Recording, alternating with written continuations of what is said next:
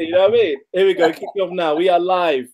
So this is interesting, man. So basically what happens is that effectively the way it works with GeniusU is you have to be live and then it will come through on GeniusU's live. So anybody who's watching who's hasn't clicked on the link I've sent them, welcome if you're still there. If you're not, you'll come back to us and see us now. So today we're going to talk about, we spoke last time about Jude's journey from 0 to 1 customers, going on sort of the 10x route, the roadmap. And now we're moving on from Jude's journey from 2 to sort of 5 customers and what happened there. So, and that's where effectively the magic happened in terms of the revenue boost and everything else. So we'll go through that journey with Jude. So just for anybody else who hasn't really been to the first one, if Jude, you could talk a little bit about your company and tell us what you do. Yeah, I am a data protection consultant, specifically specializing in the general data protection regulation, which is a new data protection law that's going to be implemented on the 25th of May this year. It impacts pretty much everybody globally, or specifically anybody in the EU, or anybody or any business that does business with EU citizens. So yeah, and I pretty much dispense that to smaller businesses, from businesses with 250 employees and less. But yeah, but my ideal client ideally is HR consultants. I work with them to help their clients to become compliant. So it's great fun. I love that you've locked down your avatar so well. You know that you've really locked down your ideal client. It's getting better and better every single time. You know. Yeah. That's the beauty of it. As you go further up with more and more customers, you'll be even more like, yes, they live in London and they have this much revenue and all that kind of stuff. You'll see it get even more tight as you go. So that's fantastic. So I mean, obviously, we spoke last time. We're going from 0 to 1 customers, and now the journey from sort of 1 to 4. I think sometimes there's like a temptation to try and change it a bit, right? To kind of, okay, I've got my first customer, now let me go and do some crazy stuff. But what's one of the lessons you've learned about it? Do you change everything, or do you keep it going as you are? That's a great question, and I think I might have touched on it, or at least I mentally did anyway. Essentially, the map, the impact meter, pretty much trust the process. It would be my advice to anybody listening out there. And certainly for me, there was a temptation to try and do what was not there, try and make it complicated, because why go for clients that you could easily get on board and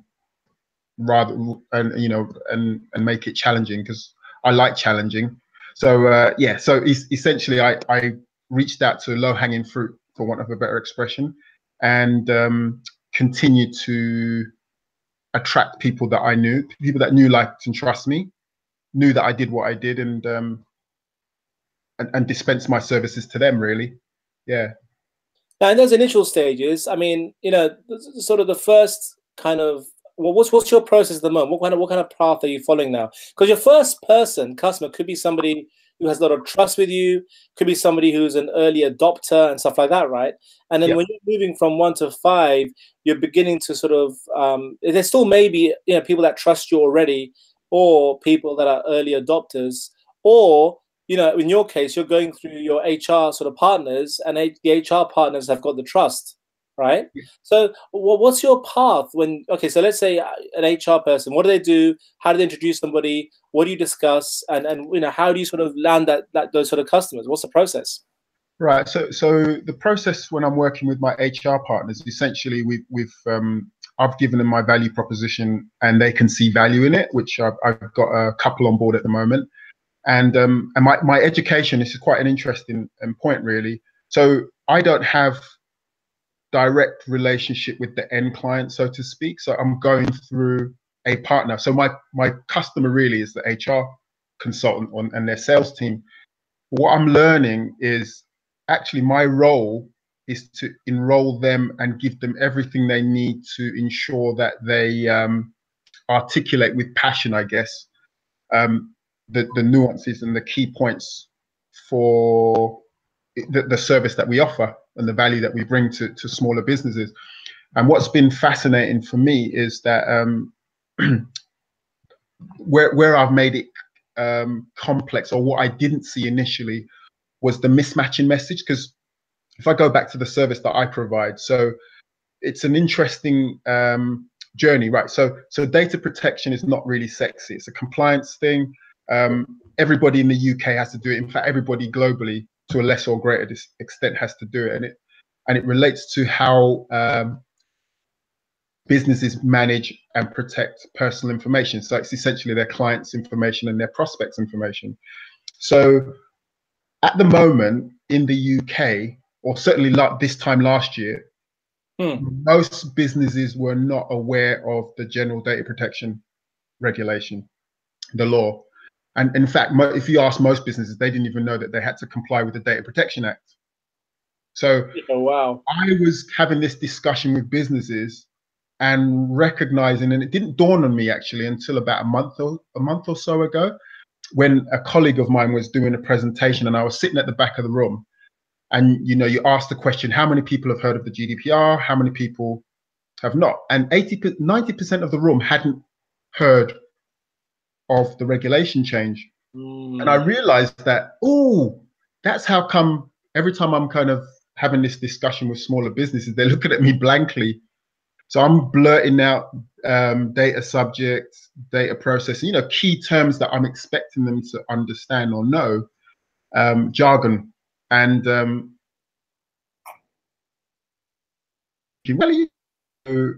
however, so my quick wins and recognition is actually a better match would be for people that know.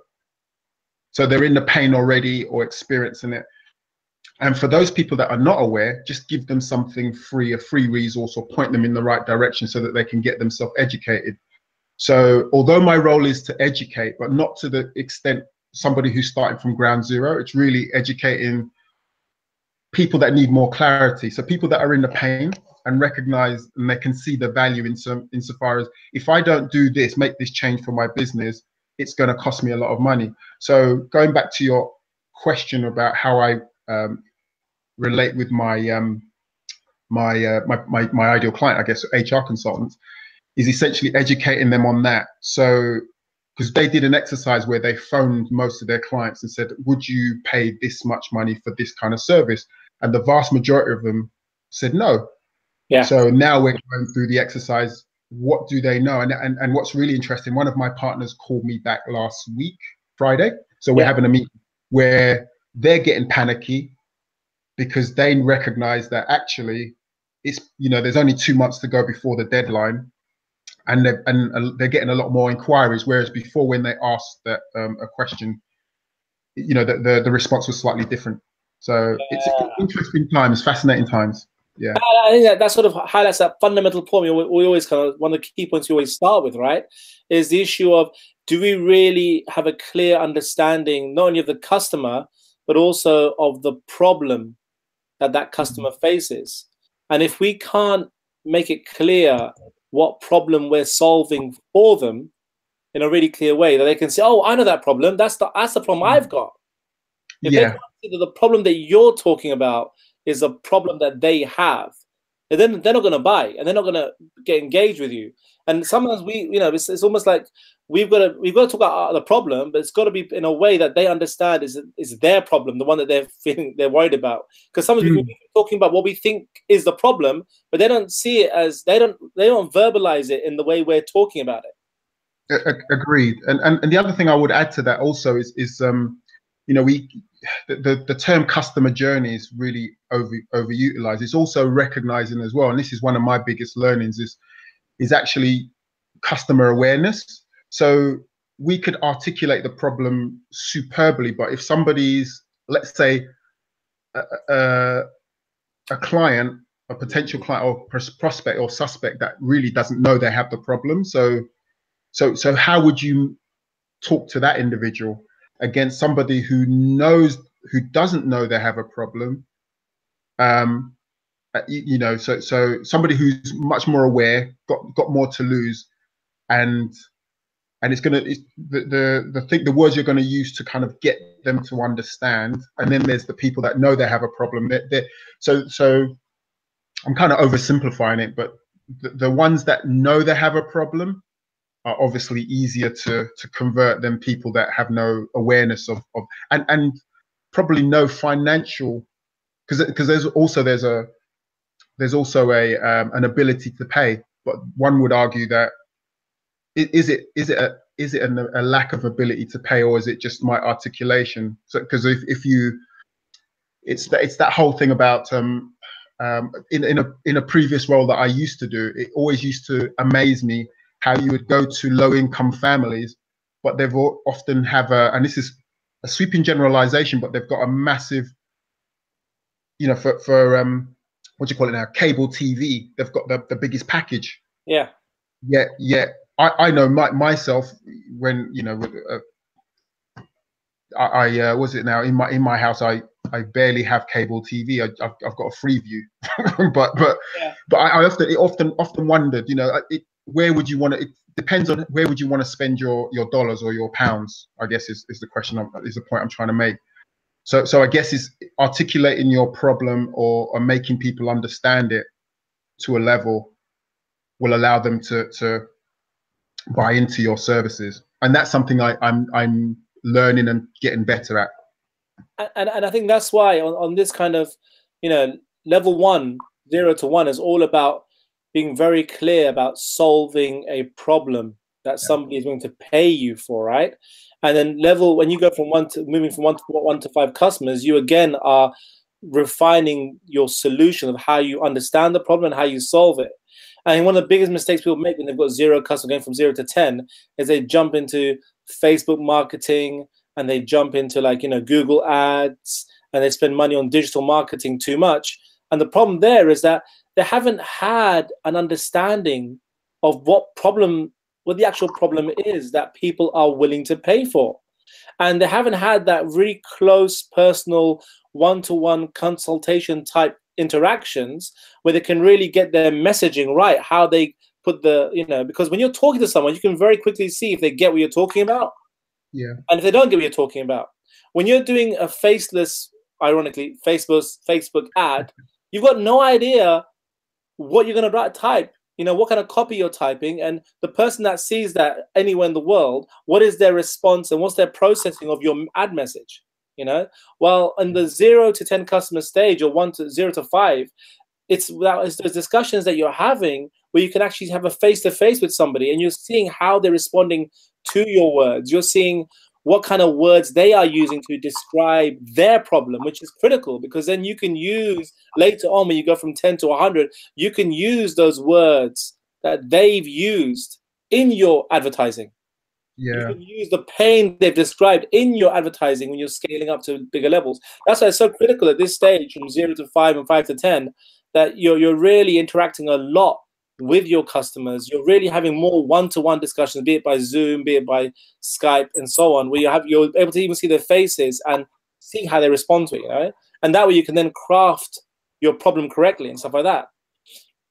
Yes, that's so true, and that's something I'm again getting better at, because we've had discussions before around being in front of your client. It doesn't even have to be ideal. And what I'm getting really good at is really listening. So it's really this, from a client's perspective, what's their challenges really. It's just really open-ended questions and really listening into that. Whereas before I have been guilty of this is the solution and there's no other way. This has got to be, this is what you need, and it's not really what I need, it's what the customer or client wants really. It's quite key, and oftentimes the clue is in what they're saying to them if you choose to listen. So true. And I think also that 0 to 10, especially when you're going from 0 to 10 or 0 to 5 customers, there's such an excitement when you're starting a new business. And that excitement initially is really driven by your own excitement sometimes about your own offering. My product is amazing, or my service is amazing, or what I'm offering is amazing. And there's such an infatuation with how amazing what I'm doing is. There's this real danger that somebody is so into their own product that they don't actually look and say, well, hold on. The person, it's not from the viewpoint of my product, it's a viewpoint of service. Who can I service? What do they want? What's the problem they're facing? Yeah, I've got what I think is a solution, but let me go and see put the solution on the shelf for a second. Let me go and speak to the people that I think will really appreciate this solution. Mm. And let me first put the solution aside and see what is it that they're feeling, the problem that they need a solution for first and foremost before I give them the solution. You know, I think when they're having that engagement discussion, that one-to-one, face-to-face, or one-to-few, then that's when they can really begin to understand and get away from the infatuation of the product, of their product, or the self-infatuation of their service, and actually get real and say, okay, now put that aside, what did they want? And let me change my product or my offering to actually solve something. That critical point is so, because many times I think we've been the way we meet somebody, we're talking about ourselves effectively. Mm. Oh yeah, I've got this amazing, I'm amazing, got this amazing product. It's like, and they're not listening. It's not even linked to them. It's about, no, forget that. What do they want, you know? And I think that's a really, really critical point. But moving on from that, obviously, when you had your first customer, how was that feeling when you made your first sale? It was really great because there was an element of validation in terms of and also what was really empowering more so than that was actually in the discussion. It was a no-brainer because they were in so much pain, and just in the conversation and in the little things that we discussed, I felt them energetically just change, and you could see that they were more relaxed and there was confidence in, oh, we got this, we're going to be okay.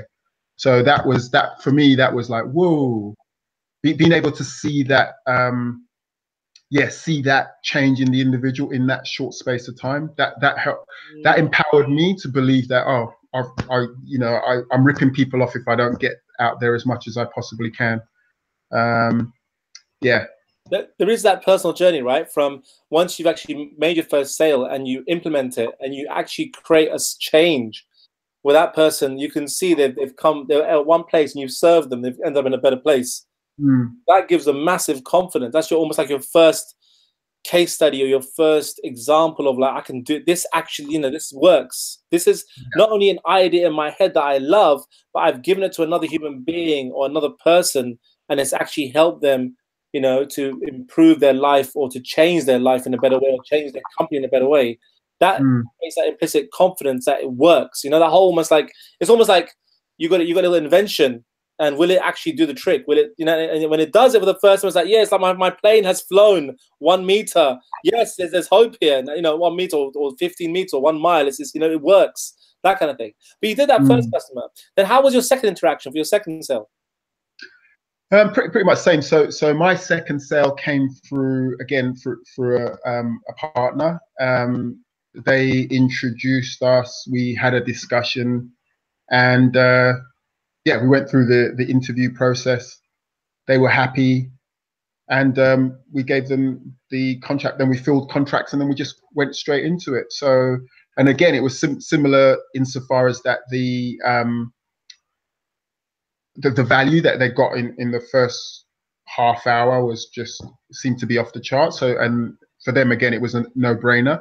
So that was just amazing. And anything with and same sort of thing with customer 3, customer 4, and customer 5. The same sort of thing with pretty much the same thing. And there've been a mix between face-to-face interactions and over the phone. So there's not been any one that's predominated over the other at the moment. So that's been that's, in fact, I've never even thought of that. That's been interesting because ordinarily old me would have insisted that I need to make the sale face to face, and my transactions are high ticket items. They're not considered low end stuff, but it's compliance. So at the moment, the clients I'm getting get it. So for them, it's it's like I say, it gets to a point where it's a no brainer, and I seem to be attracting people that have had the pain. It's a bit like I always use the example of web design, because I used to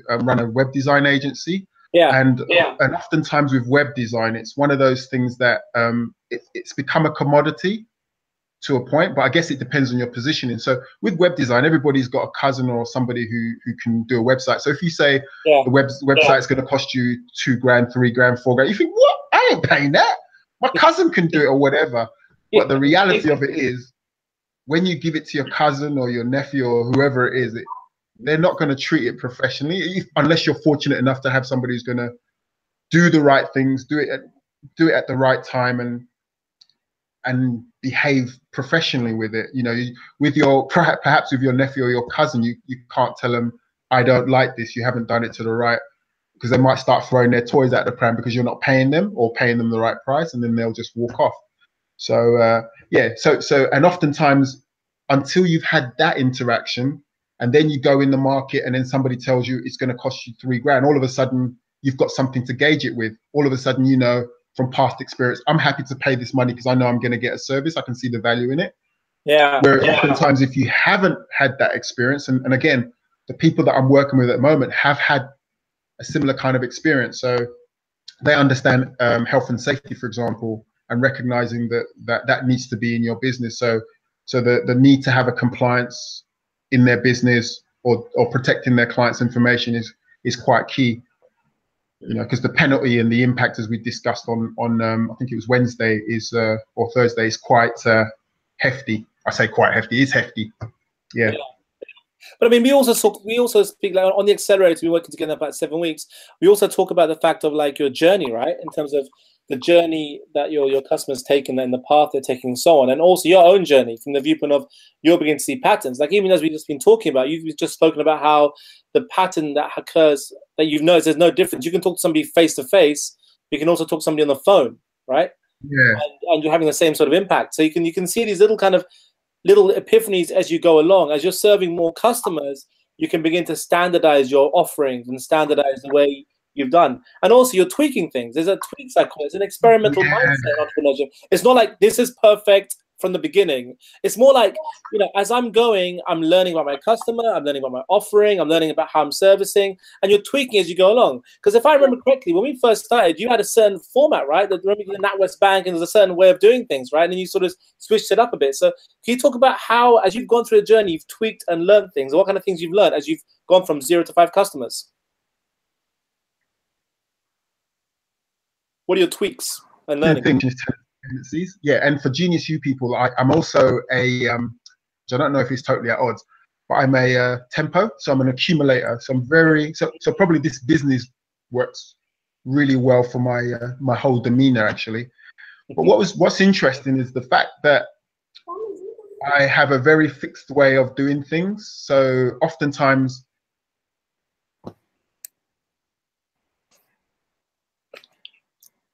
this journey with you, this is the right way. This is the only way that you can do stuff. So getting into this experimental thing. So and I very much intellectualize a hell of a lot of stuff. So it's this So the actual, you know, where you said that Rogers talks about entrepreneurials, about learning by doing. So yeah, so the very fact that I've had to let go, step in, do, and thinking, oh, that's not worked, but this has, and really it's uncomfortable, so it's outside of my comfort zone, but I'm getting more comfortable with that whole process. Because I think, I don't know if people heard it, I used to do Cuban salsa. And I think we might have shared this offline, and what's really interesting is and I kind of got into it. I've always wanted to learn how to dance, and what was really fascinating, even when I learned that, I even started writing down the moves. This is how my mind works. But it wasn't until I upped my classes to 2 times a week that the moves moved away from intellectualizing it, and plus for guys that know about social dancing, you have to lead. So it's not and you have to have a woman that wants to be led. And so there's a whole bunch of stuff, mechanics going on there. So until I moved up to 2 times a week, then all of a sudden it moved from something that I had to mechanically do to something that flowed.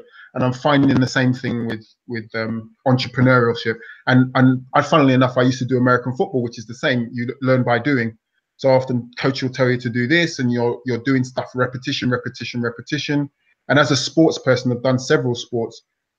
That's not alien to me, but yet when I go into business, I'm thinking that I need to articulate stuff when really it's the same thing. You learn by doing. coach would tell you to do this, do it. Did it work? No, it didn't. Keep doing it until it works. So yeah, so that's been undoing what I believe you have to do in business and bringing in the stuff that I already know innately in sports and in social dancing. And I think that's nothing. From 1 to 5, 1 to 10, there's a lot of tweaking going on. You're sort of looking at how that go, and you're tweaking the way you're speaking, you're tweaking what you're offering, you're tweaking, like, you know, how you're positioning yourself, you're tweaking the ideal customer, you know, you're learning about who your ideal customer is. When you're delivering your service, you're tweaking how you deliver it. I mean, are there any particular tweaks you've done or anything in any one, if you can think of one or two that you did? Yeah, so my biggest tweak is essentially letting go of what I think I know and recognizing that the customer is king. That they're essentially, and really listening, really deeply listening to what it is, and really being a person of service and a person of value. I believe I'm a person of value, but I don't think what I didn't do very well before was actually listen. So I need to earn the right. So actually giving the people what they need within the constraints, because compliance is obviously there's a way of delivering it, but within the constraints of that, giving people what they need, how they want it to be delivered, and being really adaptable in that respect. So that's been an interesting journey for me. Yeah. And also in the Xeris, you've sort of gone through a promotion plan and structured your promotion in detail, right? I tell you what, that tool has been epic. I love. Did I say I love it? I love it. And again, I suppose it appeals to me because it's structured. Yeah. Putting your ideas on paper in a structured way, and it really makes so what was really fascinating when we went through the one cut of the promotion plan, where I kind of zipped through it, and I even let go of my perfectionist tendencies. So there was a framework of adding stuff in, but it allowed me, and it allows me actually to keep going back and updating it, you know, in terms of once I kind of start understanding a little bit more about my my avatar or avatars, you know, adding little things I didn't know. And what was really fascinating, when I did the promotion plan, it was really interesting that I'd kind of gone through that exercise, and then approaching my HR partners, they were coming back to me and asking me stuff. And what was really fascinating, I'd already done the work. So the information I gave them via email was actually in my promotion plan. So it was like, oh, whereas before I think, oh, why am I doing this? Oh, it's going to be a waste of time. But it wasn't a waste of time at all. Saved me time. And it actually also kind of allowed me the opportunity to get clear in my head, take it out of my head, put it on paper, and actually also have that conversation with partners, people that would hear, my partner Bonnie, poor soul, just hearing stuff, and if it doesn't make sense, to challenge you. And the other thing I would say as well, also, if something, whereas before I'm so stubborn and fixed in my, if somebody said, oh, I don't understand that, I think, what do you mean? What do you mean you don't understand it? Whereas now, if they don't understand it, I'm taking full responsibility that I'm not articulating what it is that I'm trying to say correctly. Or there's a mismatch in messaging to the client. So I'm not taking it personally and just recognizing that it's all part of the journey, and totally having fun with it as well. I'm really enjoying it. Yeah. I think also, like, you know, when we're going through the point, obviously, I think the thing with the promotion plan and with many business documents and entrepreneurial documents, people see it as, I've done it once and it's done. Like a one-page business plan or business plan. I've written my business plan. It's finished. I'm going to put it away in my file and never come back to it again, or see it once in the year, once every quarter, whatever. But with the promotion plan, it's very much about, okay, who's your ideal client? What's the problem you're solving? What's the solution?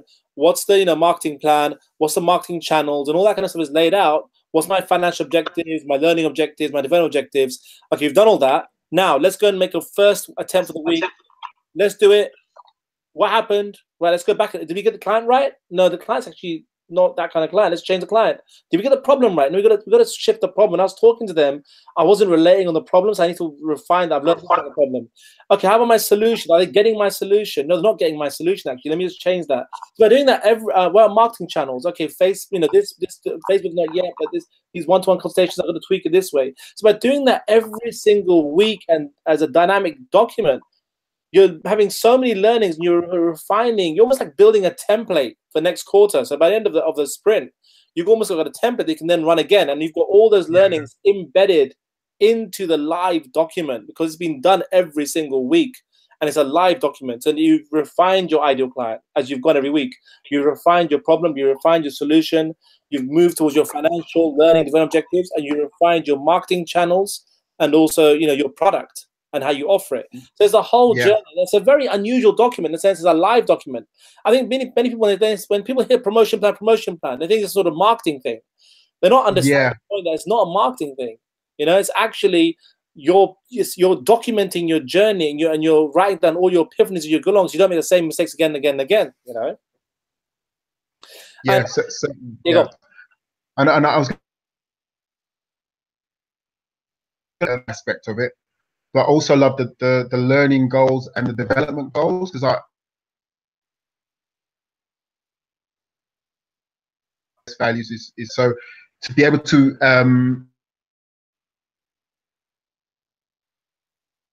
you're getting choppy, you know that. Imperial journey is a development journey. It's a development of self, and I love that, because everything that you think, I would certainly say if anybody's into personal development and they don't do entrepreneurship, if you do it really well, there's a whole bunch of stuff that you have to really let go of, and you know, and that ego and all that, and yeah, very confronting, but very rewarding. Yeah. And also, then obviously we also do GeniusU, right? So we haven't jumped into GeniusU and said do everything in 5 steps, because GeniusU is vast, and there's so much stuff in so many micro degrees to do, and there's so much overwhelm in GeniusU. And I think what we found is that, you know, we sort of incorporate it in a step-by-step way, right? We're not doing it like let's do all of GeniusU now. We say like this part of GeniusU is the right thing to do from 0 to 1. Maybe, or maybe not even not. Now you from 1 to 5, you've got a few customers. This is when you put this part of GeniusU into play. So obviously now you've got your circle and stuff, and obviously if you want to share what happened when you just started your circle and how it was and what happened. Oh gosh, yes. One of the challenges you set us was to create our own circle. So fortunately, I was at a membership where I could create one. And just to give you people a bit of a backstory, I have 2 profiles still on GeniusU, and I was in the process of merging them. But unfortunately, there's a bit of back office stuff, so it's still pending. So the profile that I can create my circles with is not the best. Now, the old me would have thought, in fact, I did think, oh, I'm not going to do it. I'm going to wait till it merges. Yeah. But they haven't merged the circles. I thought, stuff it. Let me just experiment anyway. So I created the circle about yeah, kind of jazzed it up and stuff, and give you some context. This profile is not the best because it hasn't got a profile picture. I haven't done it up as much as the other one, which is the showcase profile. But I managed to attract somebody who was looking for GDPR. So as a consequence of creating that circle, I hadn't chucked anything in it just yet. Somebody reached out, and to my surprise, yeah, we corresponded, and yeah, we had a meeting this week. So put in a quote and we'll see the outcome of that. So it was really, yeah, just by doing that one activity, I was like, whoa, yeah, I was pleasantly surprised. So now I just need to populate it with useful content. So, you know, just share some value. If I can help anybody in any way, shape or form, even if they don't do anything through me, just through the content, it takes them one step closer to getting what they need. Because I recognize now it's the actual, the end goal is not so I set myself a goal at the end of last year to help 400 businesses in the capacity of a consultant. Still a ways from it, but you know, you just do that one client at a time.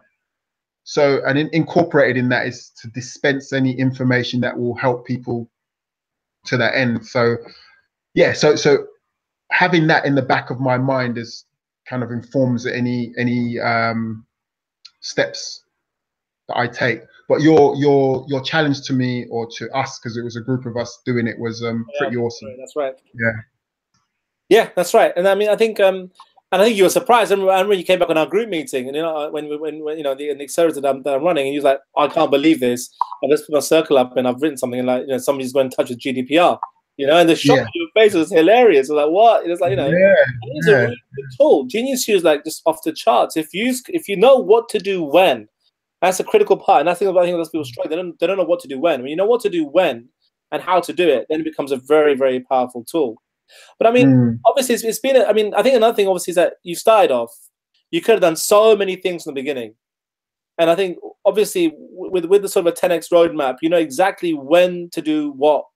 You know, as opposed to, you know, like we'd have these discussions. No, focus. You're on 0 customers. Focus on this now, right? And then now you're going from 1 to 5. I'll always say to you, no. On our regular meetings, like, focus on this. Don't get diverted. Focus on this. And how have you found that in terms of if you were just doing it yourself and just trying to do like, doing everything like, oh, yeah, I've got to do this, got to do that. How have you found that sort of that kind of doing the right? Has it helped to get the right angle, the right time? And you've frozen. You get it. Yeah, you're there. Yeah. So if I caught what you said right, it's the impact meter for me has just been an excellent guide. I can see what need to be doing at depending on how many clients I've got or customers I'm servicing. And what's been really interesting is, as I mentioned before, that I've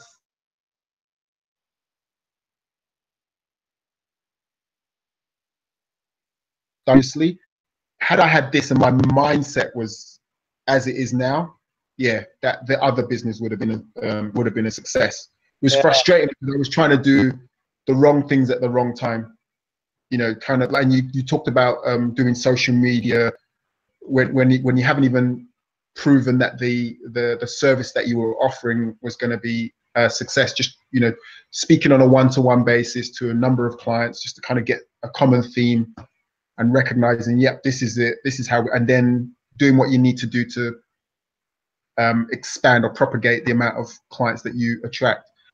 Yeah, so it's been an interesting journey. So far, loving the impact meter. Again, it falls into, because I'm very cerebral and I can see it. So instantly I can look at it and thinking, oh, so for me it cuts down the overwhelm or the tinkering, because I like to think I'm fairly disciplined. If I can see, if you do this, then this will happen, and you can show me diagrammatically or in some sort of table, that I think, okay, I'll do that. So again, if I go back to American football, you have what they call a playbook. So in certain situations, you have to memorize when you're in, and somebody will call the play, and you would know where you need to position yourself. Yes. Certain eventualities, you have to take certain actions. So the impact meter to me is like a playbook. So yeah, so it makes my life a lot easier. That's really good. Okay, we'll open up for some. See if Robin's on board as well. Let's see if Robin's got any questions. See if he wants to add any points, and then that's it. Let's sort of wrap up. We'll get to talk a little bit about how they can get in touch with you, and then we sort of move on. So just sort of bounce off Robin for a second. I didn't mention this to Robin, so he doesn't have to ask any questions. You know what I mean? Just in case any thoughts, anything else, let's just run it by Robin now. Let's see what he says. Hi, Robin, again. What's happening? Hold on, let me just unmute you 1 second. Hold on. Okay, no, that's okay. Yeah, that's it. Very interesting, Jude. Actually, we've had this, this data protection in Singapore for some time. I think 4 years. Strangely enough, I've never had a consultant approach me to make sure that, or to offer me a service to make sure I'm compliant. And never. Fascinating. So when you mentioned you were doing this, and there was only 2 months left in the UK to comply, I'm thinking, my goodness, maybe I should tell Jude to come here, because there's lots of people who are incompliant here. Robin, I'll come through you. I'll be your part. I'll come through you, definitely. So we can do a micro degree. Yeah. But what you were talking about, selling what you thought people needed, as opposed to going and talking to them and finding out what they actually needed. I mean, this is the mistake that we all make. I mean, I'm a creator. I have lots of ideas, and I immediately think that everyone is going to love my ideas. But the problem, they may love my ideas, but they don't understand my ideas. Beautiful. Because I'm not structured, right? So So sometimes it takes that amount of time where you sit and you talk to someone and really find out where their pain is. And then once you can connect, then a deal is very easy, right? Yeah. Oh, and Roger keeps emphasizing this in every call that we have. You know, he says, "What is the customer?" And I have to say Sajid as well, because in the sessions that we've had, you know, he's saying, "Well, what does the customer think?" Well, I haven't asked them what they think, you know. Who gives a damn? They should know what's good for them, right? I hear, Robin. I so hear you. Honestly, you think that, but yeah, I hear you. I mean, actually, Jude, it was lovely. I enjoyed that very much because you know what you're going through, even though we you know we come from different sides of the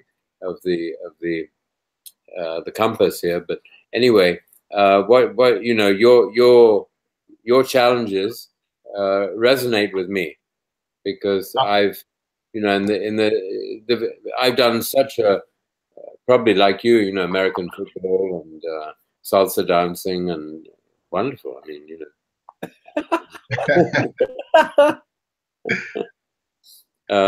No, that's great. That's very, very good. I enjoyed that. Very informative, and I learned a lot. Thank you very much. Excellent. So just to wrap up, Jude, if you want to talk about what you know, how people can get in touch with you. Oh yeah. So if people want to get in touch with me, I will stick a link in the bottom of this okay. This what do you call it now? Thingy live. I think Google Hangout. That's what I was looking for. Yeah, you know what? On the YouTube, stick it there so that way people can come and look at it. Yeah, and but I will say it. So the website is mulemanagement.com. So mule is in the donkey. So it's MULE management.com. And you could connect with me via that. You can find me on GeniusU, or you can also find me on LinkedIn. Yep. And that's let me spell my name. So it's Jude, Jude, Ugwegbulam, and that's UGWUEGBULAM, and that is a real name. Well, just post it, Jude, because I think I will. My name. Post it, Jude. Complicated. There's customer feedback. I just wanted to reel off most of the letters of the alphabet just for fun. You know, it's like a reflex now. I say like my name's Sajid Siddiqui, SIDDIQUI. That's like it's like a reflex thing. So yeah, that's cool. And so we'll be obviously continuing and mentoring and that kind of stuff kicking off. And thanks guys for attending. It's been fantastic and amazing. And I'm gonna stop this broadcast now so we can just chill. 1 second. Here we go. And thanks a lot, guys, for attending. And feel free to get in touch with Jude and myself and Robin. And until next time, take care. Bye. Bye.